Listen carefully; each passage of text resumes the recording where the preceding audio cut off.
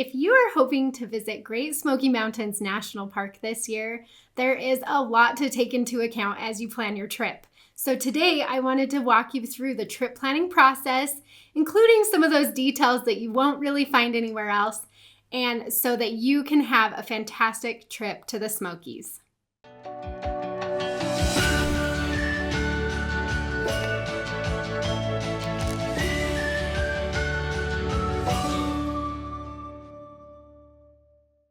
My name is Ash. I'm a former park ranger and the founder of Dirt in My Shoes, and today we are talking all about Great Smoky Mountains National Park. This national park is so enchanting. I can't wait for you to get out here to do some of the scenic drives, visit the historic homesteads, see some waterfalls, get out into the forest. It is absolutely beautiful. So let's help you plan your trip and make it happen.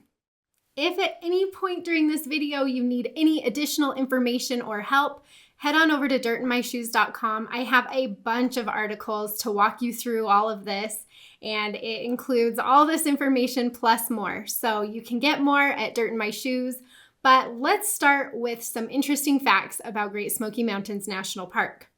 The first thing is this park actually spans 2 different states, so you'll find it in Tennessee and North Carolina. This park is pretty big at over 500,000 acres. And so there's a lot of land to explore. Again, those 2 different states. So you've got a lot you can do. And it's just a fantastic place to visit with your family. Great Smoky Mountains is famous for its old growth forest. There's a lot of really old trees here. And this park really encompasses the Appalachian Mountains, which are the oldest mountain range in America. And so it's just absolutely beautiful. You have those rolling mountains, mist comes in, the fog comes in, which is just absolutely beautiful, giving it that smoky look. Lots and lots of trees, lots of water. And this is also a very culture-rich area, and you'll find a lot of historic homesteads and history that you can learn about while you're here. This national park was established in 1934, so it's not an early one, but it's not too late. It's kind of right there in the middle. And again, this park is over 500,000 acres. But what's crazy is that this national park is the busiest national park in America, with around 14 million visitors per year. There's no other national park that's even close to the visitation at this park. And so it creates some unique challenges as you're trying to navigate around the area, just because it is so popular and so busy. Let's take a look at the map so that you can orient yourself with where this park is and also how to get there. Here's a regional map of Great Smoky Mountains National Park. So you see it right here. This yellow line through here is the Tennessee-North Carolina border. So again, you can see that this park is large and it spans both states. You've got Gatlinburg up here, which is in Tennessee. This is the busiest city outside of the Smokies. You've got Cherokee down here. This is a quieter side, a quieter way to come into the park. So that works great as well. And then you can see on here, we've got a couple of airports. So the Knoxville Airport is the closest airport to the part of Great Smoky Mountains that has the most things to do. And so if you're a first-time visitor to the park and you're hoping to see all of the can't miss things that you don't want to skip out on while you're at the Smokies, then the Knoxville Airport will give you closest to that side of the park. From the Knoxville Airport, it only takes about a half an hour to get over here to Townsend, which is a really quiet way to enter the Smokies. But that also gets you really close to Cades Cove, which is one of the busiest and most popular areas of the park. Then you only have a short drive, 30 minutes, 45 minutes over to Gatlinburg. And then this is the Newfound Gap Road, which goes through the Smoky Mountains. It's where you'll find a lot of the trailheads and some of those really big epic mountain views. And then that takes you down to Cherokee.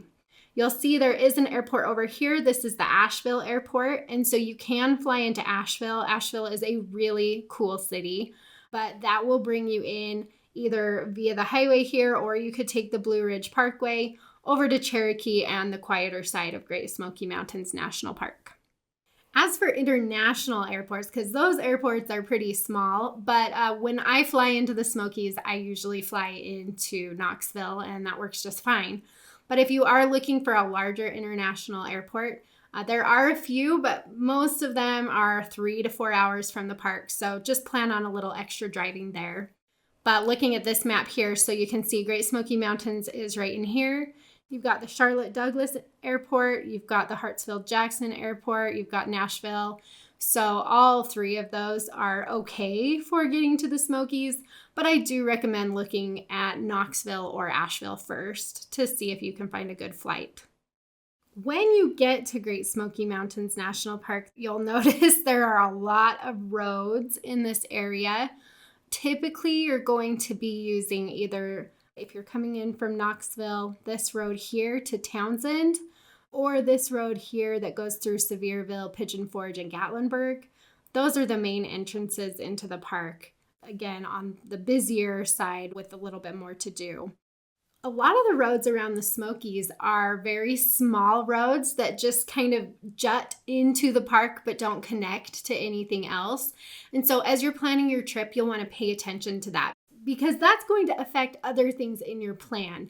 If you're planning around some activities that are along these roads that just go in a little bit and then you have to come back out, things that don't connect to the main highways that go through the park, then you're looking at a lot of extra added drive time.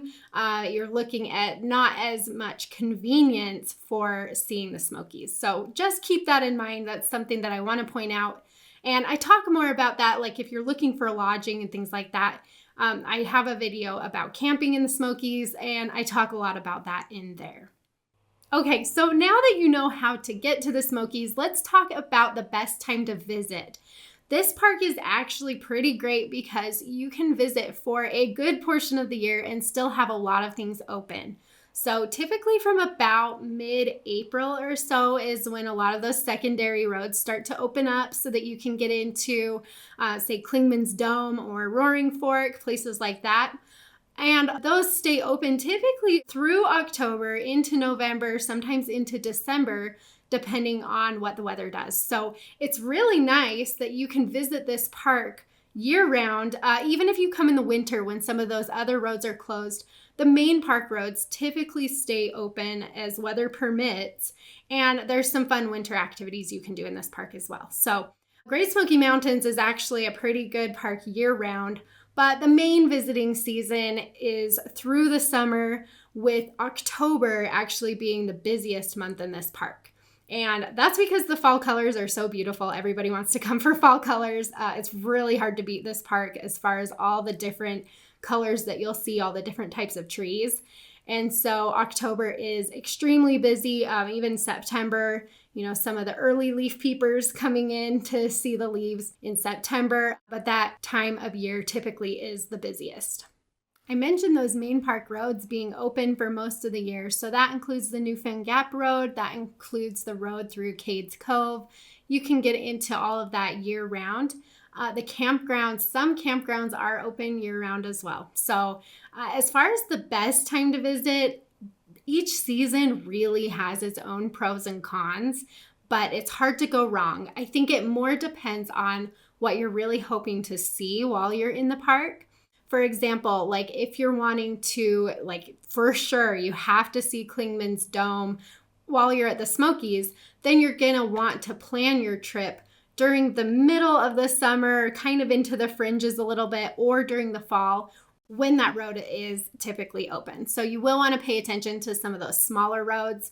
If you're hoping to do some hiking, it's nice to be out hiking more during the main visitor season, kind of the later spring into summer and into fall. So keep that in mind, but there's really not a bad time to visit the Smokies. One piece of advice that I definitely recommend listening to is that you will want to check the official national park site for the Smokies. Make sure you're watching those alerts and current conditions because things do change. When they have to do construction or when the weather is bad, then those road closures and trail closures will change just depending on what's going on in the park at that time. So you will want to check that. If you don't want to keep track of all of those changes yourself, then pick up a Dirt in My Shoes Great Smoky Mountains Itinerary, and I will keep track of it all for you and make sure that you know how to change your schedule around or add any alternative options so that you have nice, full, deep days exploring the Smokies. How many days should you spend in Great Smoky Mountains National Park? This question is actually a little harder to answer for this park because it has a unique personality. It's a little quirky. A lot of people come to the Great Smoky Mountains area not necessarily to spend a ton of time in the park. Gatlinburg itself, right outside of the Smokies, is a destination for a lot of people. I know I have friends who visit Gatlinburg every year as a family. It's a family tradition. And when people go to Gatlinburg, a lot of times there's actually really not very much overlap between the people who go to Gatlinburg for vacation and the people who visit the Smokies and really want to see the Smokies. So you kind of need to decide which camp you live in if you're hoping to spend more time in town, going to the restaurants and the shows and all the little experiences that you can do in the Gatlinburg area versus how much you actually want to explore the park. Because I used to be a park ranger and Dirt in My Shoes is all about the national parks, I go the direction of really wanting to see the park well and get to know it and spend a lot of time in there. And so that's where I'm going to kind of posture myself for this video. So when I'm answering the question of how many days to spend at the Smokies, I would say you need 3 to 4 days to really see this park well, to get around to all the different sections, to hit some awesome hiking trails, to see the main views. All of that, you're going to want 3 to 4 days. Now on Dirt in My Shoes, I do have some schedule recommendations. So right here you can see I have, if you want to spend a week in the Smokies, you can do 3 or 4 days in the park and still have time to go to Dollywood, Gatlinburg, Asheville, do all of the more touristy things outside of the park too. If you have more time than that, then you can go to Shenandoah National Park. That's not very far away. You can go to Mammoth Cave. There is time to see the Smokies really well, do some of the fun things outside of the park, and go see some other beautiful places too. Speaking of some of those fun places just outside of Great Smoky Mountains National Park, let's talk about where to stay for your upcoming vacation. So looking at the map, Great Smoky Mountains has 3 main entrances. It has more than that because of all those side roads that go into the park. But if you're wanting to go into the main areas that connect with each other, that you can drive full roads through the Smokies, then these are the entrances you're going to want to know and focus on. So we've got Townsend, the Townsend entrance up in here. This, again, is the area that takes you closest to Cades Cove. So when you come in the park through here, Cades Cove is right down through here. You can do that. You can drive this road, the Little River Road, over to the Newfound Gap Road, which is that main road through the park.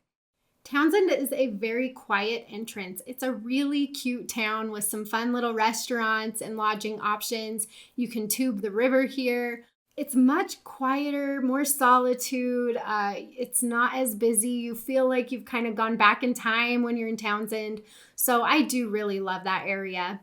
Gatlinburg is this other entrance over here, and it could not be more different. So Gatlinburg, this whole area, I mean, it has literally everything and more, things that you didn't even know existed, you will find in Gatlinburg and Pigeon Forge, which is just right north of there. This is the main way that people access the Smokies. There are a lot of hotel options, campgrounds, things like that up here in the Gatlinburg area. And you do have really nice quick access into the park. My issue with Gatlinburg is it's just really crazy. It's kind of chaotic and there's a ton of traffic through town. It takes a while to drive through town during certain times of day.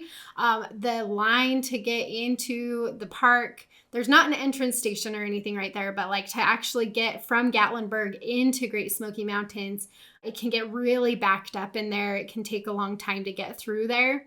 And so while it is really fun, and I do recommend staying there for a few nights at least, just know that you're not going to have a nice quiet experience there.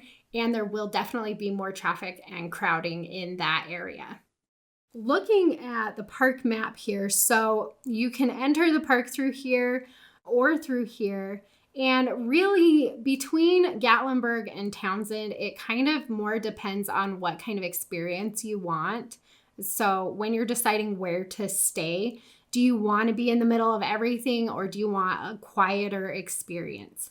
The downside to staying in Townsend is that although it is really close to Cades Cove and this area here, beyond that, you are quite far away from a lot of the other things you'll want to do. So like along here, you'll find a lot of the hiking trails, overlooks. This is where Klingman's Dome is right there.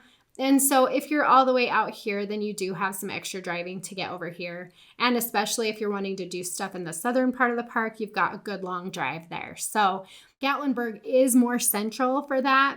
You can also go to the Weirs Valley, which is about halfway between Gatlinburg and Townsend. And that's a good option too. So either way, if you want a quieter experience, you can come over this direction. If you want to be right in the middle of all the fun, stick to Gatlinburg or Pigeon Forge right here. As far as the southern end of the park, if you are staying for 3 to 4 days, then I do recommend splitting your lodging between somewhere in the northern part of the park or somewhere in Tennessee and somewhere in the southern part of the park or North Carolina. So again, looking at this map, you've got the town of Cherokee down here. Now, lodging options in Cherokee are not as good as what you'll find in Gatlinburg, but it is kind of nice to be on this side, especially if you're wanting to do some different things. So spend a couple nights up here, spend a few days exploring this area, and then come down here. And then you've got some activities you can do along the Newfound Gap Road here. You've got the Blue Ridge Parkway over here, which is a beautiful drive. You can go over to Cataloochee. That's absolutely wonderful, especially in the fall. Or you've got this beautiful Deep Creek area, which has some great waterfall hikes. It's so beautiful. So you do have some really fun options on the North Carolina side of the park. To recap, if you're spending 3, 4, 5 days in the Smokies, then I would split lodging between Tennessee and North Carolina. If you're just spending a day or two in the park, then I would recommend staying on the Tennessee side. You're just closer to the main stuff that you're going to want to do while you're in the park. What's unique about Great Smoky Mountains is even though it's quite a busy area and there's a lot to do and it's a big park and it's very popular, there is only one lodge in the park and it's a hike-in lodge. So you can't drive your car to this one. It's the LeConte Lodge. And looking at the map, so the LeConte Lodge is at the top or near the top of Mount LeConte right here. And so what you do is you park here, or you can also access it from back here and you hike in, and it is a good long hike. So that's the only lodge in Great Smoky Mountains National Park. I mentioned a lot of side roads. So you do see like you can go into Greenbrier, Cosby, Big Creek, Cataloochee, Balsam Mountain, you've got Deep Creek, you've got some down in here, Abrams Creek, this over here. And those side roads all come into the park, but they don't go through it. They don't connect to anything else. And for those, I just don't recommend staying near those unless you have extra time in the Smokies. But for a first-time visitor, if you're hoping to get to all the main activities and hikes, then I wouldn't recommend staying in some of those side areas just because you have a really long drive to get to the main roads that go through the park. Okay, that's a lot of information about where to stay. I have additional videos and articles that will help you depending on what you're hoping to do while you're in the Smokies. So let's talk about the best activities that you won't want to miss while you're in the park. If you click over to Dirt in My Shoes, I have a huge article all about the best activities depending on what your group wants to do and what you're interested in. So you can click on these and it will take you to a section that has a bunch of information for you.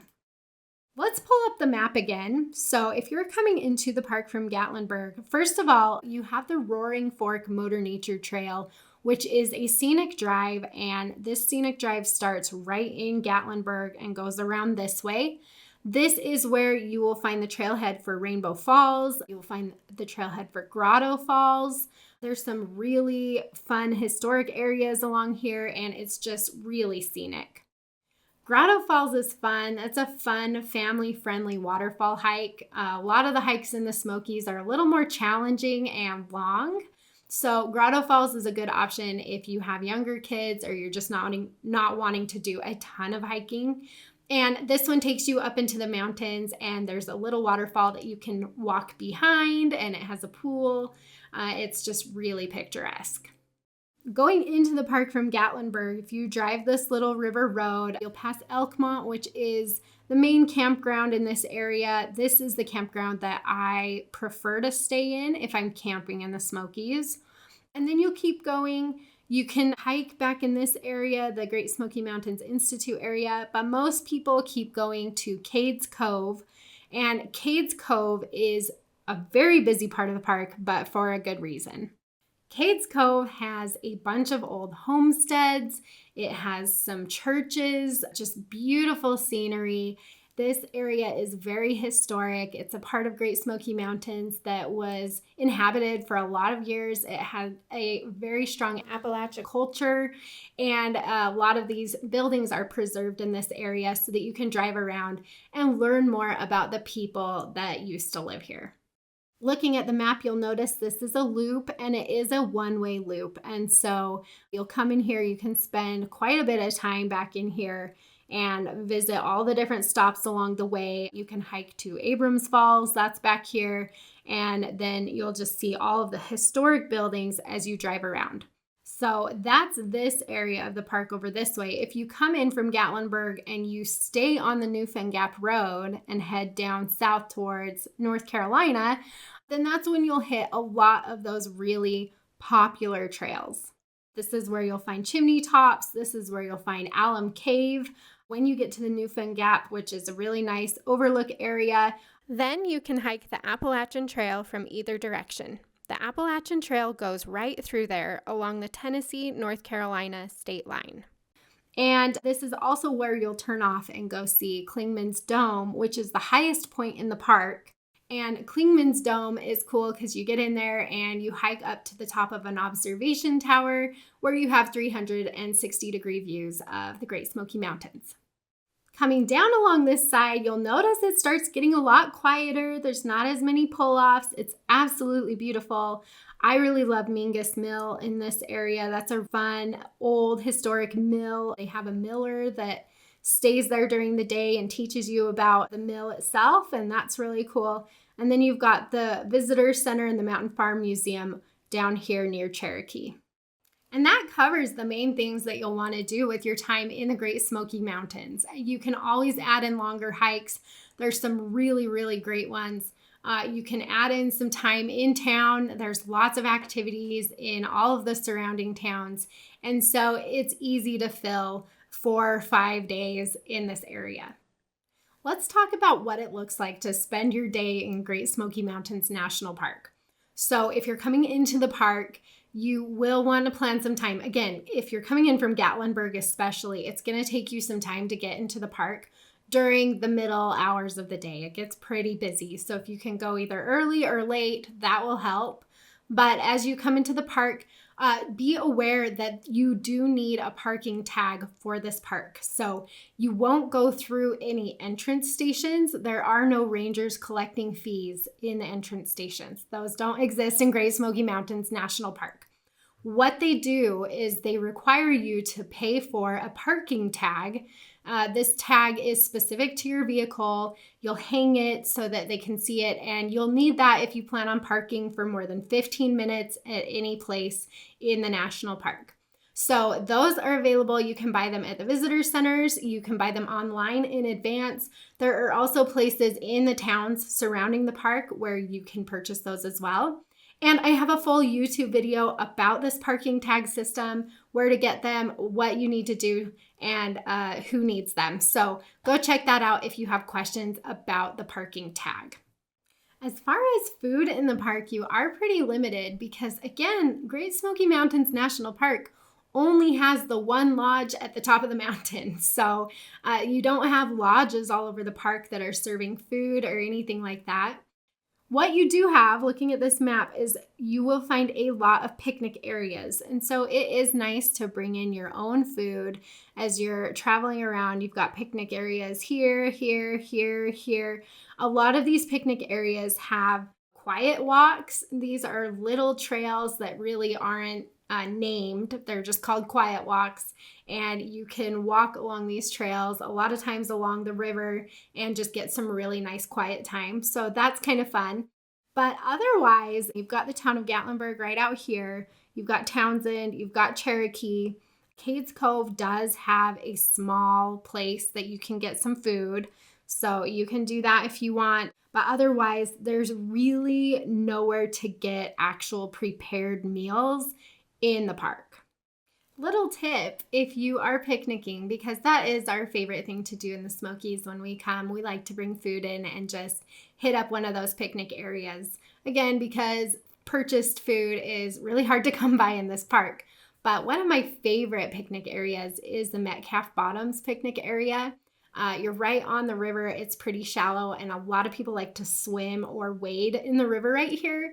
And so you've got this really nice picnic area with a little swimming spot. So there's some fun places that you can stop for lunch. And so plan on, at least for a few of your days in the park, plan on bringing your own food in. That will just make your day easier, and you might find a special little spot. Great Smoky Mountains National Park is a fantastic place to explore. And so when you leave for the day, definitely bring your hiking gear. Bring some good, solid hiking boots. A lot of the trails here can get a little bit slippery. It's pretty wet in those forests. And so some good hiking boots are a must. And then I like to bring layers because there are temperature swings as you're out exploring. It can be hot in some areas, and then as you get up further into the mountains, it can get pretty cool. So bring some good layers so that you can adjust as needed. The other thing is there are bears in this park. There's a lot of black bears in this park. And so if you want to bring some bear spray or hike in a group, make sure that you're practicing good bear etiquette as you're going through this park, that you're storing your food really well, that you're making noise as you're on the trails so that they can hear you. And seeing bears in this park is really fun, so don't let it scare you, but definitely go in with that expectation of seeing bears as you're hiking and taking care of your food and making sure everything's put away really well so that you don't attract them to you. This park is amazing, especially if you love hiking and you're hoping to get out and explore the mountains and see some beautiful waterfalls, find some wildlife. You are in for a real treat, and I absolutely can't wait for you to visit the Smoky Mountains. If you need any additional help planning your trip, if you have other questions, I do have other YouTube videos about the Smokies. I also have a Dirt in My Shoes itinerary. This itinerary is a 4-day itinerary, a PDF that walks you through everything, the timing, the driving directions, all the things that you need to know as you visit this park. I am here for you, and I cannot wait for you to get into the Smokies. I hope you have some fantastic adventures.